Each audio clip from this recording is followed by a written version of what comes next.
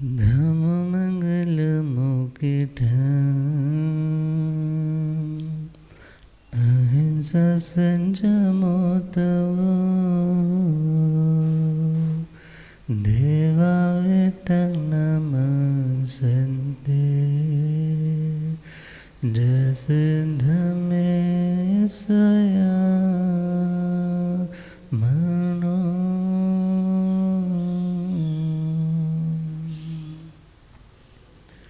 जे हाथ जोड़े गोरानो मेरी वंदना जे हाथ जोड़े गोरानो एक बार वंदना हजार बार वंदना एक बार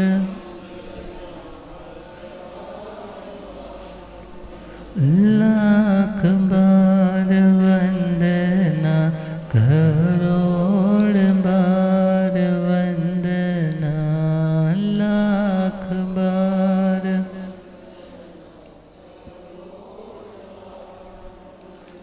जे हाथ जोड़े गोरानो मेरी वंदना जे हाथ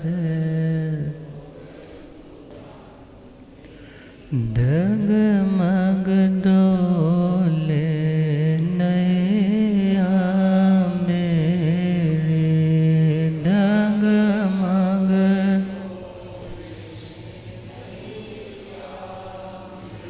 मुझको है सतगुरु तेरे मुझको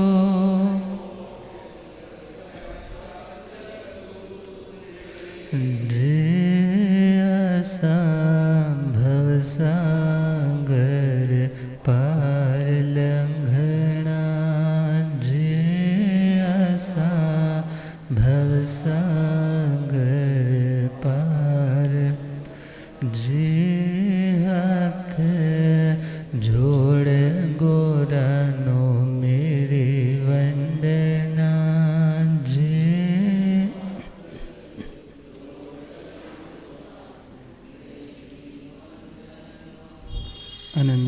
अनंत शांति के निकेतन शासनपति श्रमण भगवान महावीर स्वामी के पावन चरणारविंदों में हार्दिक भावना वंदनमन। मेरे अंधेरे जीवन को रोशनी प्रदान करने वाले परम उपकारी आगम ज्ञान के भंडार आगम ज्ञाता आगम पुरुष जिन शास्त्र रतन हिमाचल के श्री उपाध्याय भगवंत श्रद्धे गुरुदेव श्री जितेंद्र मुनि जी महाराज साहब के पावन चरण कमलों में हार्दिक भावना वंदन। आदरणीय सेवाभावी श्री प्रशमित मुनि जी पाठ पर शोभायमान अध्यात्म योगिनी प्रवचन प्रभाविका महासाजी श्री सुनीता जी महाराज साहब, धर्म सभा में उपस्थित धर्मानुरागियों, सुशीलवती माताओं एवं बहनों, असीम पुण्यदे से भाग्यदे से आप सबको चतुर्विध संघ का पावन तीर्थ का स्थान और स्नान करने का मौका मिल रहा है। श्रवण कर रहे हैं तीर्थंकर परमात्मा श्रमण भगवान महावीर स्वामी की अंतिम देशना श्रीमद् उत्तराधिकारी सूत्र 29वां अध्याय सम्यक्त्व पराक्रम। आर्य श्री सुधर्मा स्वामी जी महाराज आर्य श्री जम्बू स्वामी जी महाराज की जिज्ञासा को शांत करते हुए उन्हें सुना रहे हैं कि इस 29वें अध्याय का प्रभु ने क्या अर्थ फरमाया था, और उसी के साथ साथ वे गारंटी ले रहे हैं जो आत्मा इन 73 बातों पर श्रद्धा करता है, प्रतीति करता है, रुचि करता है इत्यादि आज्ञा को पालन करता है, उस आत्मा को 5 महालाभ प्राप्त होते हैं। 5 महालाभ। पहला, वे आत्माएं सिद्धंती। दूसरा लाभ बुद्धंती। तीसरा लाभ मुच्यंती। चौथा लाभ परिनिर्वायन्ति। 5वां लाभ स दुखाणम मंतं करन्ति। ये 5 वर्ड लगभग आपने शास्त्र का मूल पाठ जब कभी पढ़ा होगा, सुना होगा तो अक्सर आए होंगे। ये लाभ दुनिया की प्रॉपर्टी ऐसा देकर के मिलने वाले नहीं। जब तक आत्मा का बोझ हल्का नहीं होता तब तक ये लाभ आत्मा में जागृत नहीं हो पाते। तो पहला लाभ, जो आत्मा इन गुणों की साधना करती है। कौन से गुण? जिनकी अभी चर्चा आएगी।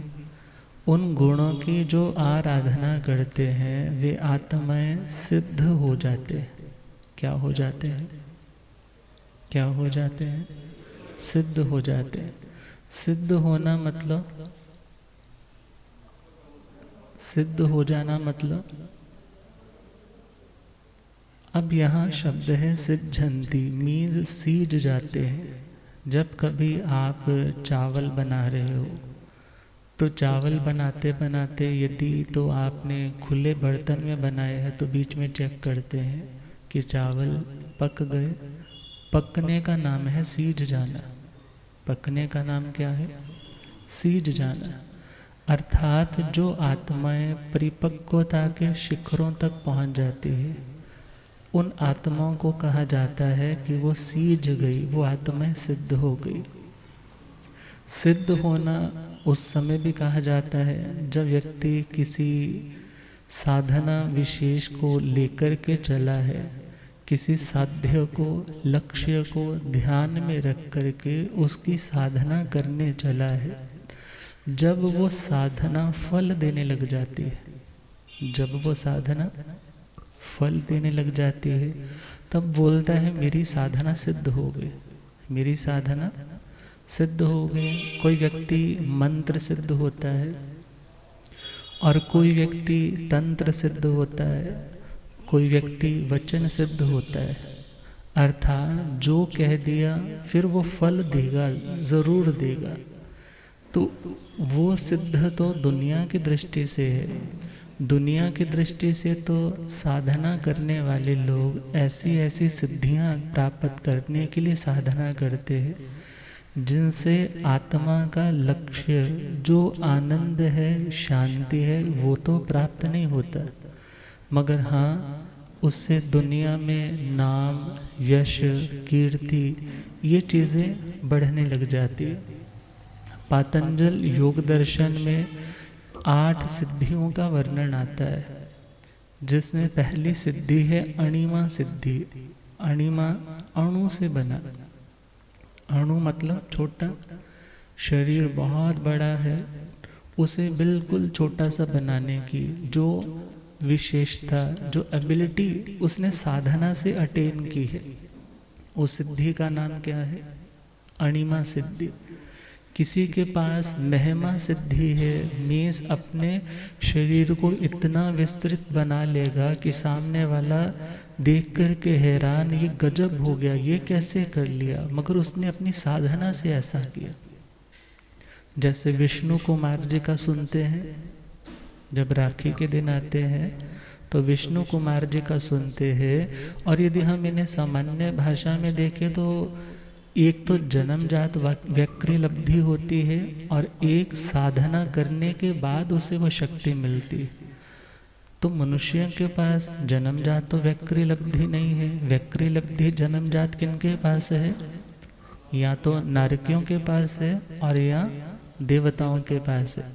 मगर मनुष्यों ने यदि कोई साधना विशेष की तो उनके पास ऐसी साधना आ गई ऐसी एबिलिटी आ जाती है कि वो अपने बड़े से बड़े शरीर को बिल्कुल सूक्ष्म सा बना सकते हैं और अपने छोटे से देह को उत्तर वक्रीय इत्यादि करके बड़ा कर सकते हैं।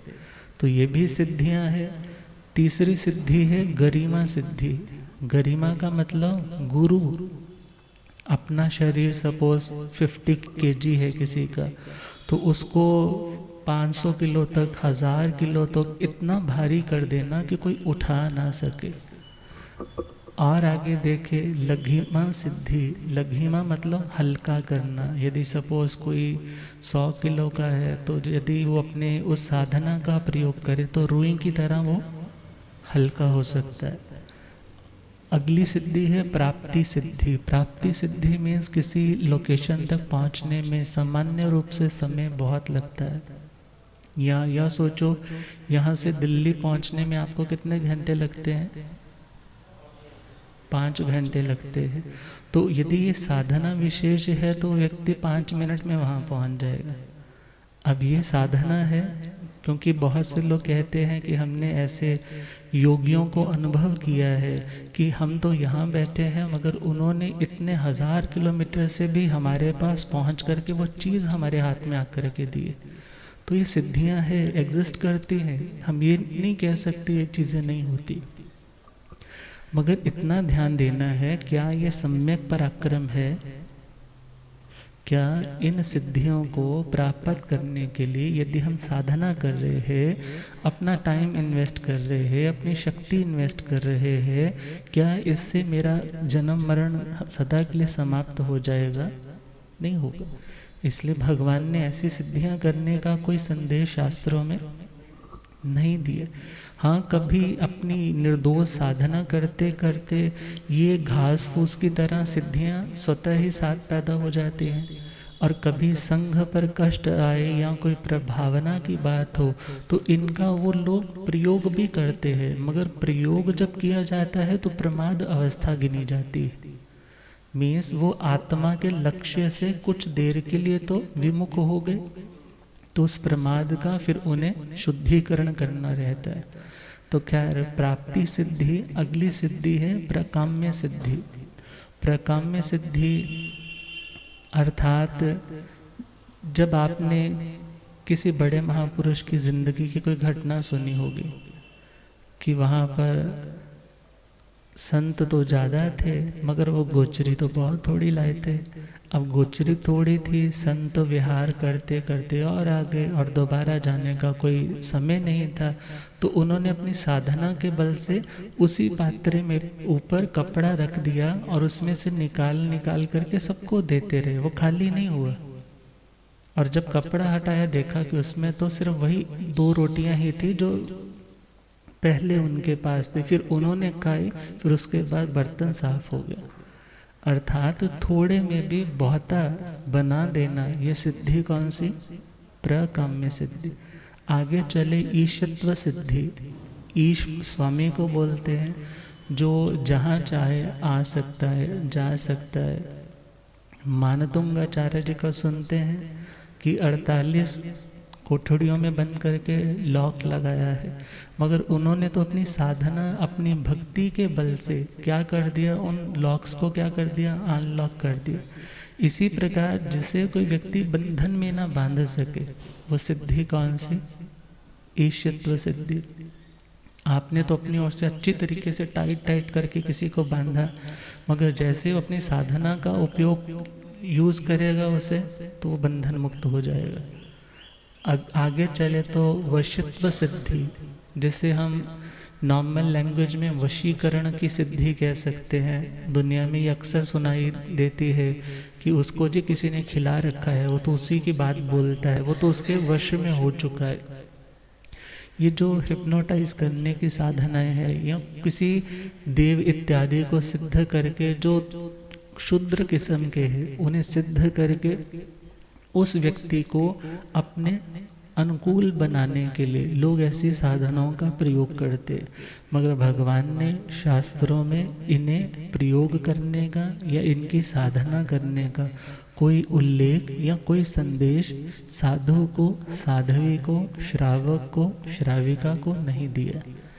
अर्थात इनके लिए यदि हम साधना कर रहे हैं, इनके लिए यदि हम अपना समय लगा रहे हैं, तो ध्यान देना होगा वो समय हमारा यूं ही जा रहा है। क्यों? क्योंकि ऐसी साधनाओं को पचाना आसान नहीं होता। अब साधना आ गई तो साधना के कारण लोगों में यश, कीर्ति, प्रसिद्धि बढ़ने लग जाती है, लोगों का झमघट लगने लग जाता है, मगर उससे धीरे धीरे अभिमान का आना स्वाभाविक सा हो जाता है, और जो समय आत्मचिंतन में लगना चाहिए था वो दुनिया की ओर ही रह जाता है। इसलिए भगवान ने ऐसी सिद्धियों का तो कोई उल्लेख मोक्ष के लिए नहीं किया है, मगर हाँ यहाँ पर जो शब्द आया है सिद्धंती, वो आत्माएं सिद्ध हो जाती है। तो किस तरीके से सिद्ध होती है? सिद्ध हो जाना मीन्स उन्होंने अपने साध्य को, साध्य मतलब जो उनका लक्ष्य है, उनको प्राप्त कर लिया, जिसके बाद कुछ भी पाना शेष नहीं रहता। या यूं कहें जिनकी अब संसार की दशा पक जाती है। जैसे जब चावल पक गया तो उससे आप दोबारा से उसको उगाना चाहो तो वो उगने वाला नहीं है। इसी प्रकार जो कर्म के मूल हैं राग और द्वेष, जब वो पक जाते हैं, मीन्स जब उनमें फल देने की, नया कर्म पैदा करने की शक्ति नहीं रही। क्यों? क्योंकि अब वो पक करके क्षीण हो गए हैं। तो उस अवस्था का नाम है सिद्धंती। सिद्धंती। अगला शब्द दिया है बुद्धंती। सामान्य रूप से तो ये लग रहा है बुद्धंती मतलब बुझ गया, मगर यहाँ बुद्धंती का मतलब है वो बोध को प्राप्त हो जाते हैं। किसको प्राप्त हो जाते हैं? बोध का मतलब समझ, बोध का मतलब वो ऐसा लेवल जहाँ पर वो व्यक्ति सब कुछ जानने और देखने लग जाता है। तो यहाँ बोध तीन तरह का ठाणंग सूत्र में आता है, ज्ञान बुद्धि, दर्शन बुद्धि और चारित्र बुद्धि। ज्ञान से वो युक्त हो गए, श्रद्धा से युक्त हो गए, चारित्र के भी निर्मलतम स्थान तक वो पहुंच गए। तो ये अवस्था कौन सी अवस्था है? केवल ज्ञान की अवस्था। ये अवस्था कौन सी अवस्था है? केवल ज्ञान की अवस्था। मीन्स जिन आत्माओं ने इन 73 बोलों की आराधना की, और वो आत्माएं भी जैसे कहा कि बहवे जीवा, बहुत से जीव सिद्धंती बुद्धंती, मीन्स बहुत से जीव ऑलरेडी सिद्ध हो चुके, बुद्ध हो चुके, और जो जो इनको फॉलो करेगा वो आत्मा भी आने वाले समय में सिद्ध हो सकता है, बुद्ध हो सकता है, केवल ज्ञान को प्राप्त कर सकता है। तीसरा शब्द दिया है मुच्चंती। तीसरा शब्द कौन सा दिया? मुच्चंती। तो मुच्चंती का यहाँ अर्थ है बंधन से मुक्त हो जाना। वैसे जब प्रतिक्रमण पढ़ते हैं तो वहाँ पर दो तरह के बंधन आते हैं, राग का और द्वेष का। राग का और द्वेष का। और यदि हम और विस्तृत रूप में देखें तो 8 कर्मों के बंधन। जब 8 कर्मों के बंधन में बंधा हुआ आत्मा उन बंधनों से अलग होकर के लिबरल हो जाता है, मुक्त हो जाता है, उस अवस्था का नाम है मुच्चंती। वो आत्माएं मुक्त हो जाती। पहले वाला केवल ज्ञान वाला था। केवल ज्ञान तक 4 कर्म क्षीण हुए थे, घाती कर्म 4 क्षय हुए थे। मगर जब मुच्चंती कहा है तो वहाँ कितने कर्म क्षय हो गए? 8 कर्म। और इससे एक बात और भी पता चलती है, जिन्हें केवल ज्ञान हुआ है फिर वो मोक्ष में जाते हैं। जिन्हें केवल ज्ञान हुआ वो फिर मोक्ष में जाते हैं। अर्थात मोक्ष में जाने के लिए उससे पहला जो स्टेप है वो कौन सा है? केवल ज्ञान, केवल दर्शन का। बिना केवल ज्ञान, केवल दर्शन के किसी को मोक्ष नहीं होता है। तो अगला स्टेप बताया है परिनिर्वायन्ति। वो परिनिर्वाण को प्राप्त होते हैं। किसको प्राप्त होते हैं? परिनिर्वाण। निर्माण नहीं है, निर्वाण है। तो निर्वाण का मतलब, एक निर्वाण का अर्थ रहता है बुझ जाना। निर्वाण का एक मीनिंग क्या रहता है? बुझ जाना। निर्वात से बना है वाण। वात बोल देते हैं ना कि बॉडी में वात बहुत बड़ा हुआ है, इसलिए कहीं कभी कहाँ दर्द हो रहा है, कभी कहाँ दर्द हो रहा है। तो निर्वात, जैसे वात अर्थात हवा जहाँ तेजी से नहीं बह रही है, ऑक्सीजन तो है मगर हवा तेजी से नहीं बह रही, तो उस स्थान पर जो दीपक रखा है उसकी दीप शिखा ऊपर की ओर बढ़ती चली जाती है। मगर जहाँ हवा तेजी से चल रही है तो वहाँ क्या होती है, हिलती है और हो सकता है बुझ भी जाए। मगर निर्वाण की अवस्था कौन सी अवस्था है, जिसमें कर्मों की अग्नि तो बुझ गई है मगर जो उनके ज्ञान की अनंत दर्शन की जो लौ है वो बड़ी स्थिरता के साथ ऊपर की ओर बढ़ती चली जाती है। उस स्थिति का नाम क्या है, निर्वाण। और निर्वाण का यदि हम अर्थ करते हैं बुझ जाना, तो बुझना किसका, कषायों की अग्नि का। किसका बुझना, बर्तन के नीचे आग पड़ी है और बर्तन में पानी है, तो पानी क्या करेगा, उस आग के ताप के कारण डिस्टर्ब रहेगा। मगर जब नीचे वाली आग बुझ गई तो वो पानी स्टेबल हो जाता है। अर्थात उन कर्मों की अग्नि का बुझना और आत्मा का पूर्णतः शांत होना, उस अवस्था का नाम है निर्वाण की अवस्था। उस अवस्था का नाम क्या है,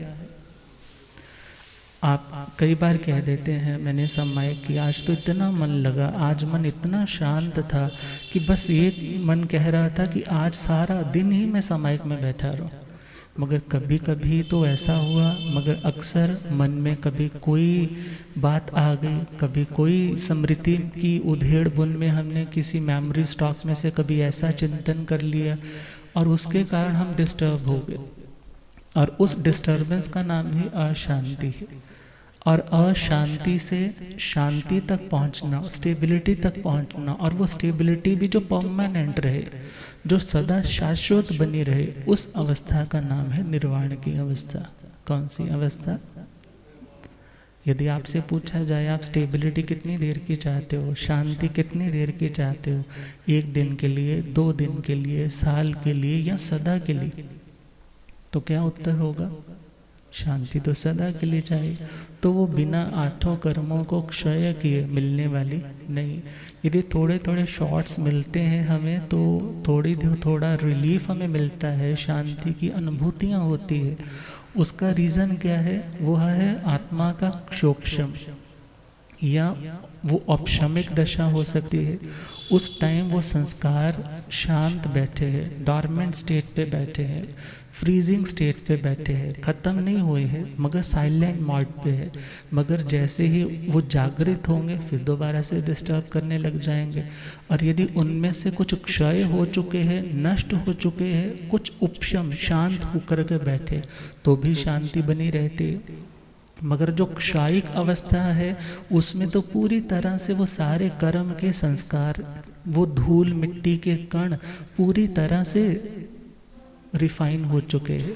अर्थात फिर आप उसमें कितने भी पत्थर मारो, उसका पानी भले थोड़ी देर हिला है मगर उसका पानी धुंधला नहीं होगा, उसमें चेहरा देखना चाहो इजीली दिखाई देगा। इसी प्रकार उस अवस्था का नाम है क्षायिक अवस्था। मगर एक अवस्था, एक शोक्षम की अवस्था, जो अक्सर संसारी लोग अनुभव कर लेते हैं कि मेरे को आज साधना में बहुत मन लगा, मैं तो बहुत इतना अच्छा फील कर रहा था कि शायद मोक्ष में भी ऐसा ही होता होगा। या औपशमिक भाव है, उसमें भी व्यक्ति बहुत शांति की अनुभूति करता है। मगर उदय भाव जब आता है, कौन सा भाव, उदय भाव। उदय भाव का मतलब है जब निमित्त उदय में आते हैं तो आत्मा खुद को संभाल नहीं पाती है, और उस टाइम उन निमित्तों के कारण जो होने वाला टर्मोइल है, अंदर का डिस्टर्बेंस है, उसके कारण आत्मा अशांत हो जाती है। तो आर्य श्री सुधर्मा स्वामी जी गारंटी ले रहे हैं, peace of soul, peace of mind सदा सदा के लिए मिल सकता है। मगर कब, जब कोई आत्मा इन 73 बोलों की आराधना करेगा, साधना करेगा, प्रैक्टिस करेगा। और शब्द दिया परिनिर्वायन्ति, परिनिर्वाण को प्राप्त करता है। परि का मतलब चारों ओर से, परि का मतलब चारों ओर से। निर्वाण का मतलब जब चारों ओर से ताप संताप देने वाले कषायों की अग्नि बुझ जाती है। शास्त्र में 23वें अध्याय में आता है कसाया अग्निणो वुत्ता, जो कषाय है वो अग्नि की तरह है। क्रोध आता है व्यक्ति तब भी जलता है, अभिमान आता है तब भी जलता है, माया का भाव आता है तब भी भीतर उसके सद्गुण नष्ट होते हैं, और जब उसमें लोभ आता है तब भी उसकी शांति नष्ट होती है, संतोष नष्ट होता है। मगर वो स्टेट जहाँ पर चारों ओर वो लगी हुई आग सदा के लिए बुझ जाए, शांत हो जाए, उस अवस्था का नाम है परिनिर्वाण की अवस्था। और जिन आत्माओं को यह भावना है कि मुझे उस अवस्था तक पहुंचना है, उन्हें तो ये अध्ययन ज़रूर सुनना चाहिए। और ज़िंदगी में यदि थोड़ा थोड़ा भी इनके ऊपर आप एक्सपेरिमेंट करेंगे तो आपको थोड़ी थोड़ी देर वाला रिलीफ भी महसूस होने लग जाएगा। और लास्ट शब्द दिया सब दुखाणम अंतं करेंती, सभी दुखों का वो आत्मा अंत कर देती है।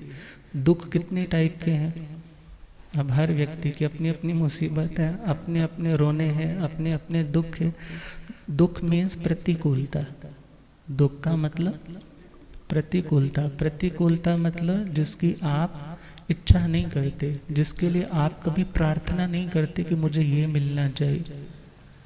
और जिस अवस्था में मन हमारा चित्त दूषित होने लग जाता है, और दूषित अवस्था में ही दुख, क्योंकि दुख अर्थात जिस अवस्था में मन दूषित होने लग जाए, वाणी दूषित होने लग जाए, हमारे शरीर के व्यापार दूषित होने लग जाए। क्योंकि जब व्यक्ति दुखी है ना, तो उसकी वाणी में मिठास नहीं झलकती, उसकी वाणी में भी वो आक्रोश झलकता है, उसके मन के वाइब्रेशंस भी ठीक नहीं रह पाते, वो अंदर ही अंदर कुड़ता चला जाता है सामने वाले का, जिसके कारण उसे लगता है कि मेरी जिंदगी में आज यह कष्ट आया।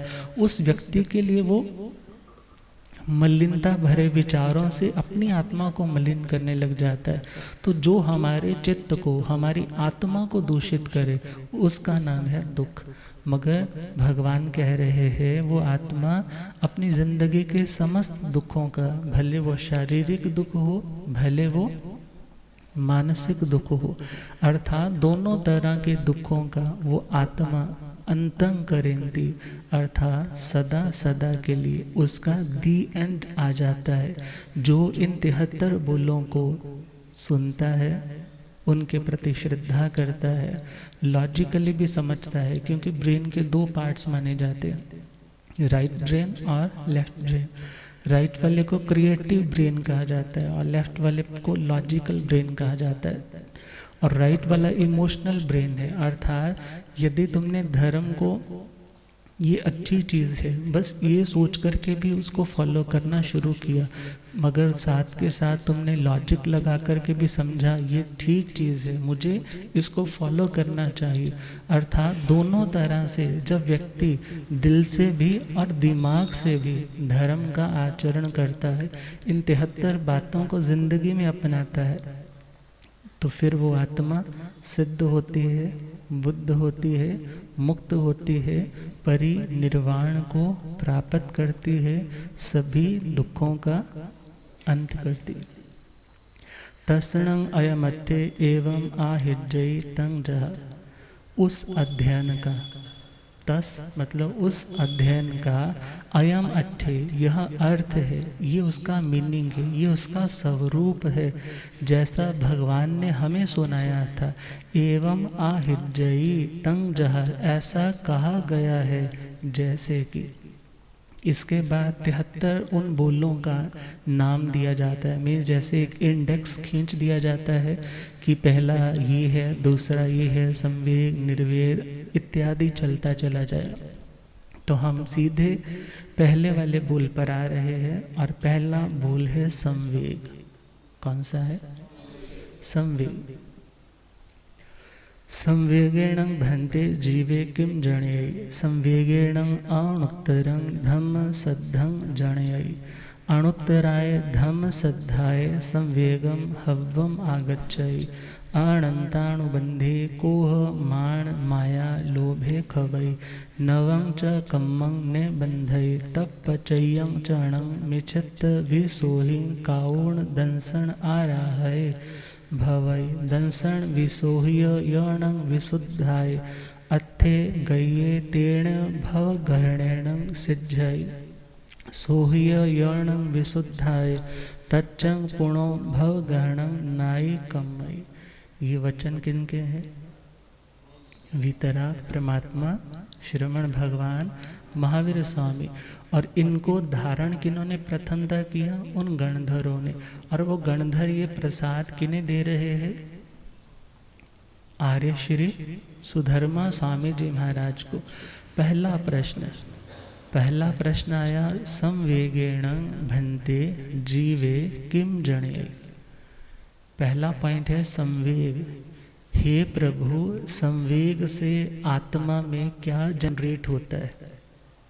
आत्मा में क्या पैदा होता है? आप किसी भी चीज़ को ग्रहण करते हो तो कोई ना कोई उसका असर, कोई ना कोई उसका रिजल्ट आता है। आप कुछ ना कुछ इनपुट डालते हो, कोई ना कोई आउटपुट आती है। इसी प्रकार यदि कोई व्यक्ति संवेग गुण को धारण करता है, संवेग गुण को इनटेक करता है, तो उसका आउटपुट क्या आता है? उसका रिजल्ट क्या आता है? उससे आत्मा में क्या पैदा होता है? आत्मा में क्या जनरेट होता है? पहला शब्द संवेग। संवेग है क्या चीज? वेग तो सभी समझते हैं ना, आवेग भी समझते हैं, उद्वेग भी समझते हैं, मगर संवेग शायद पूरा नहीं पता होगा। वेग ओ विधि भय चलने और धातु से शब्द बनता है वेग। कौन सा शब्द? वेग। वेग शब्द क्या कहता है? जब व्यक्ति किसी सिचुएशन से भयभीत होता है, क्या होता है? भयभीत होता है, डरता है, और उस समय फिर उस जगह से निकलने के लिए उस स्थान से भागता है। किस स्थान तक पहुंचने के लिए? जो सुरक्षित है, जो कैसा है? सुरक्षित है। इसका नाम है वेग। इसका नाम क्या है? और संवेग। संवेग का मतलब ऐसा वेग, ऐसा डरना और ऐसा भागना जिसे हम सम्यक ठहरा सकें, जिसे हम ये कह सकें ये राइट है, ये डरना भी अच्छा है और ये प्रवृत्ति भी अच्छी है, ये भागना भी अच्छा है। उसका नाम है संवेग। उसका नाम क्या है? और सामान्य रूप से यदि हम चले तो सामान्य से परिभाषा आती है, संसार से भय, मोक्ष की अभिलाषा। संसार से भय और मोक्ष की अभिलाषा। जब व्यक्ति को संसार के हर सुख में दुख दिखाई देने लग जाए, इसमें भी कर्म बंधन होगा, ये संयोग भी वियोग में बदलेगा, ये व्यक्ति भी पता नहीं कब बगावत कर जाए। अर्थात सबसे बड़ा तो साथी हमारा शरीर ही है जो एक दिन बगावत करेगा। फिर अपना शरीर जब अपना सच्चा साथ नहीं निभाता तो दुनिया के यह लोग कहाँ से सच्चा साथ निभाएंगे? अर्थात ऐसा चिंतन करते हुए जो व्यक्ति दुनिया में रहता हुआ भी दुनिया के प्रति आसक्त नहीं होता, अर्थात जिसे दुनिया के भोगों से भी डर लगता है और मोक्ष की और निरंतर भागने की तमन्ना रहती है कि मैं जल्दी से जल्दी उस सेफेस्ट जगह तक पहुंच जाऊं, जहां पर पहुंचने के बाद फिर कोई अशांति, जहां कोई खौफ शेष नहीं रह जाता, उस अवस्था का नाम है संवेग। कौन सी अवस्था? संवेग। कभी कभी मन में व्यक्ति के आवेग आता है। आवेग इस आवेश। आवेग का मतलब आवेश आता है, और उस आवेश के कारण मन में फिर उद्वेग आता है, बेचैनी आती है, फ्रस्ट्रेशन आती है, एग्जाइटी आती है, और उस एग्जाइटी के कारण व्यक्ति धीरे धीरे प्रोग्रेस के स्थान पे बैकफुट जाने लग जाता है। वो व्यक्ति आगे नहीं बढ़ पाता। व्यक्ति उस तनाव के कारण खुद भी अशांत, अपने सराउंडिंग्स को भी अशांत करने लग जाता है। तो प्रभु ने कहा उद्वेग भी अच्छा नहीं, आवेग भी अच्छा नहीं, यदि कोई अच्छा है तो कौन है? संवेग। संवेग जिसमें मुक्ति की प्यास है, मोक्ष की अभिलाषा है, मोक्ष की तड़प है, और दुनिया के संबंधों से उसे अब डर लगता है, पता नहीं ये व्यक्ति भी वैसा ना हो जाए, ये व्यक्ति भी वैसा ना हो जाए। आप कहेंगे महाराज ये तो बड़ा नेगेटिव पॉइंट है, क्या धर्म करने से व्यक्ति अपनी दुनियादारी भी अच्छे से नहीं चला पाएगा? तो ऐसा नहीं है कि वो व्यक्ति सामने वाले पर विश्वास नहीं कर रहा, क्योंकि एक विश्वास होता है लौकिक और एक होता है लोकोत्तर विश्वास। दुनिया के व्यवस्थाओं को बनाने के लिए तो वो उन पे विश्वास करता है, उन पे डिपेंडेंट भी हो जाता है, मगर आत्मा की उन्नति के लिए वो इन चीज़ों को बाधक मानता है कि ये लोग मेरी साधना में बाधक बनेंगे, इनके प्रति यदि राग आया वो भी बाधा डालेगा, यदि इनके प्रति द्वेष आया तो भी बाधा डालेगा। इसलिए वो उनसे ज़्यादा से ज़्यादा खुद को रिजर्व रखना चाहता है, अलग रखना चाहता है, और उस भावना का नाम है संवेग भावना। और भगवान कहते हैं जब आत्मा दुनिया के सुखों से भागता है, क्या सोच करके? ये ऐसी सॉफ्ट दलदल है जिसमें पैर रखना आसान है, मगर फिर उसमें से पैर निकालना बहुत मुश्किल है। और यह चिंतन जिन आत्माओं में आता है उन आत्माओं को संवेगी कहा जाता है। क्या कहा जाता है? संवेगी आत्माएं। और संवेग और निर्वेद का कपल जोड़ा है, संवेग आएगा निर्वेद आएगा, वो दूसरा पॉइंट आएगा, मगर अभी है संवेग। और भगवान कहते हैं जिसके हृदय में संवेग आया उसके अंदर क्या पैदा हुआ? अणुत्तर धर्म श्रद्धा। क्या पैदा हुआ? अणुत्तर धर्म श्रद्धा। ऐसी धर्म श्रद्धा जो आज तक पहले पैदा नहीं हुई थी। अणुत्तर मीन्स जिससे ऊपर और कुछ नहीं है, बिल्कुल नेक्स्ट लेवल है, पार लेवल है, पार एक्सीलेंट का लेवल है। उस लेवल तक वो पहुंच जाता है। कब? जब किसी के हृदय में दुनिया से भय और मोक्ष की अभिलाषा आती है, फिर वो सोचता है कि क्या चीज़ है जो मुझे गाइडेंस दे सके। वो धर्म की चीज़ें अब उससे अच्छी लगती है, उसे श्रुत धर्म अच्छा लगता है, चारित्र धर्म फॉलो करना अच्छा लगता है। संवेग अर्थात दुनिया से भय। ये ज़रूरी नहीं है कि हमारे साथ ही दुनिया में रिश्तेदारियों में कुछ बुरा हो तभी हम ये सोचें कि हमें मोक्ष की अभिलाषा मन में लानी है, बल्कि समझदार तो वो है जो दूसरे की दुर्दशा देख करके भी ये सोचता है कि मेरी ज़िंदगी में ऐसा ना हो तो मुझको क्या करना होगा। तो वही भाव जब संवेगी आत्मा में पैदा होते हैं तो भगवान कहते हैं उसमें अनुत्तर धर्म श्रद्धा। जो आज तक धर्म के प्रति श्रद्धा, विश्वास, रुचि, झुकाव पैदा नहीं हुआ था, अब वो पैदा होने लगता है। अब उसे लगता है धर्म ही मेरा सहारा है, धर्म ही मुझे शांति देने वाला है। अब श्रुत धर्म भी है, चारित्र धर्म भी है, अस्तिकाय धर्म भी है। अर्थात उस व्यक्ति की आत्म रमणता बढ़ती जाती है। उसे लगता है मैं अपनी आत्मा का चिंतन करता हूँ तो मुझे शांति मिलती है, दुनिया का चिंतन करता हूँ उसने ऐसा कहा, उसने ऐसा किया, तो फिर मैं तनाव में आने लग जाता हूँ। मीन्स अपने धर्म में, अपने स्वरूप में आना ये शांति का रास्ता है, और दूसरों की बातों में चले जाना ये अशांति का रास्ता है। पहले ये चीज़ें थोड़े थोड़े लेवल पे आती थी, मगर अब अनुत्तर मीन्स पहले वैसा नहीं हुआ, अब अनुपम रूप से वो बातें उसकी ज़िंदगी में आने लग पड़ी। अब उसे मोक्ष की अभिलाषा है, वो हृदय से क्या गुनगुनाता है? मुक्ति की प्यास जागे, ममता के तोड़ो धागे, मुक्ति के प्यास जागे, ममता के। झूठा दुनिया का प्यार है, जन्मों से भटका अब मुझको करना उद्धार है। हाँ, जन्मों से भटका अब मुझको करना हो। पंछी है तो आकाश का पिंजरे में आ बैठा, पिंजरे में आ बैठा।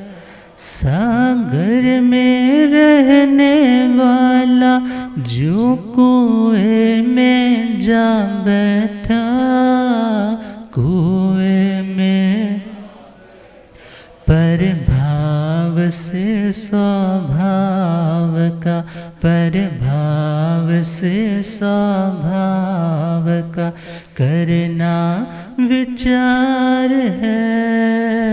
जन्मों से भटका अब मुझको करना हो।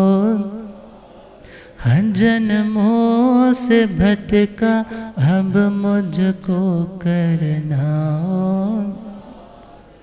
तो जब ये भावना आने लगे कि मुझे अब दुनिया में और नहीं उलझना, बचपन में था तो ज़्यादा चिंता नहीं होती थी, मगर अब जब 30, 40, 60 तक पहुँचने लगे तो अब कितनी चिंताएं हैं मन के ऊपर, कितना बोझ है दिमाग के ऊपर।